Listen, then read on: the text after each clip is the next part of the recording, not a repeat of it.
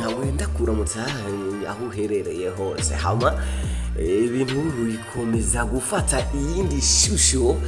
aho ndakubwira neza yuko madame wa Sotbi Mr. Karume Abubakar bigaragara bimaze kugaragara neza ko hari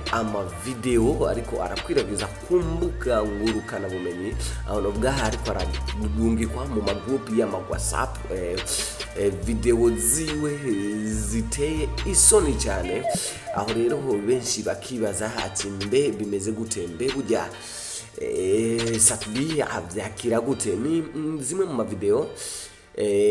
zigaragara ziteye isoni abantu baguma bahanahana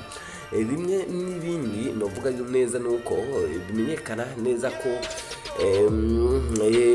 Bernice asanzwe ari umukunzi cyane ari umukunzi wa Sotbi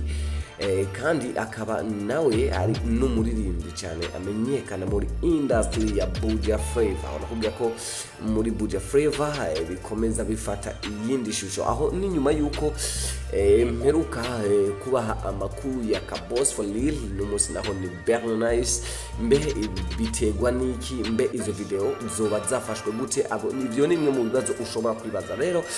komeza ukwigana Yiwe Burundi TV nzoba nanda gwa update ya news nongenda guhe n'ingene izo video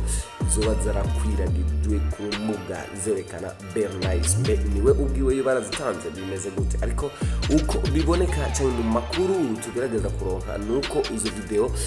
ariwe ubwiwe yarazifashe mbe zoba zakwiragijwe gute mbe Sotbi arakomeza ari kumwe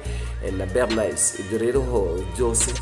komeza ukurikirana Yiwe Burundi TV hama ukomeze kwironkera ama updates hama nije Simba from Seed ndakwibutsa yuko ari Yiwe Burundi TV niba utarakanda subscribe waratanzwe ndagukunda cyane.